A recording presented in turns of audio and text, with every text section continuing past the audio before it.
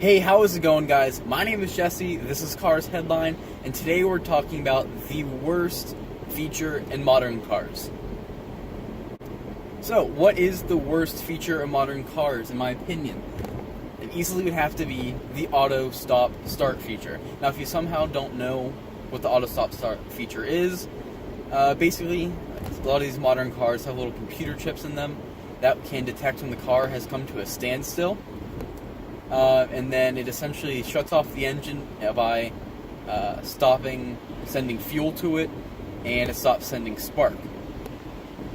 One of the big complaints that tons of people have is that this produces extra wear on the engine, because it's pretty common knowledge that one of the times that an engine gets the most amount of wear is when you're starting it.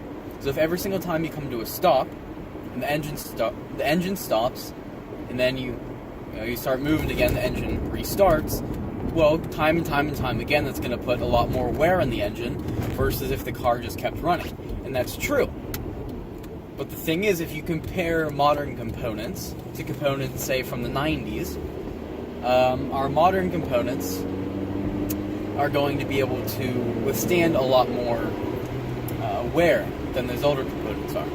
For instance, like a starter, from stuff I've read online and what I've heard other video makers say, a starter from the 90s or even early 2000s or whatever could handle probably about 50,000 stop-start revolutions.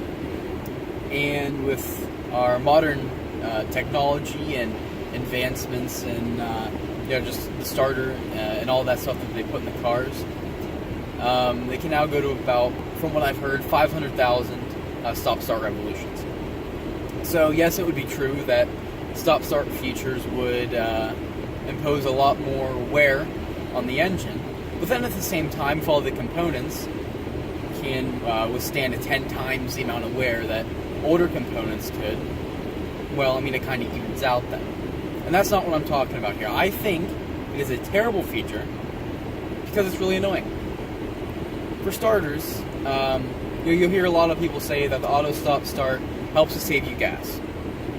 And that's true to an extent, but it's really going to depend upon the type of driving and how much driving you do. For instance, if you commute long distances to work every day, you do a lot of highway driving, you're really not utilizing your auto stop start feature very much, versus someone who, for the sake of example, lives in downtown New York City, and it's constant stop and go traffic, right? Well, the person who commutes long distances to work might only save a couple cents on gas a week. Now, I don't know, for someone living in a big city who's constantly utilizing their auto stop start, I don't know how much money they would save, but I imagine it would be significantly more. And I think for just normal vehicles, it's not my cup of tea, but it's fine. I drive a 2008 Honda Accord, so this vehicle does not have that feature, thankfully. But my girlfriend has a 2017 Chevy Cruze that does have that feature. And one of the worst things about it is that, for whatever reason, that car has no way to shut off the feature, right? There's no way to shut off the auto stop start. So you're stuck with it. And the cars that do, which I would say, as far as I know, most cars have a way to shut off the auto stop start, which Chevy, I do not know why you didn't put that in the Cruze, but that's neither here nor there. Especially from family members I have that own newer Jeeps. That's just one of the vehicles I know with this, but you hit the button to turn off the auto stop start and it's off until you turn the key off and completely shut the car down. And the next time you start it, your auto stop start is reactivated. So each time you get in the car, if you don't want that to happen, you got to keep hitting the button time and time again. And I think that's really stupid. I think you should be able to hit the button one time and it's off. If you hit the button again, even 2 years down the road, only then it comes back on. Now, there could be other cars out there that do have that feature. I don't know. I would hope there are.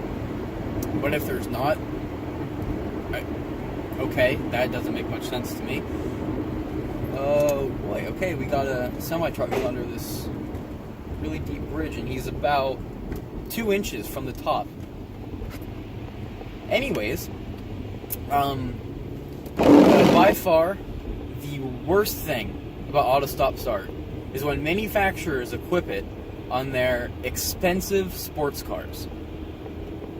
See, now, when auto stop start first started getting heavily implemented into new cars, as far as I know, this was because of, or partly, I should say, because of the Obama administration before, or what famous Trump. And he said something to the effect of hoping cars could get to like 56 average miles to the gallon by 2025, and he challenged auto manufacturers to get there. And so the auto stop start started getting implemented to save gas, right? Which is fine for something like a Cruise, or I don't know, whatever smaller cars that's made to be economical.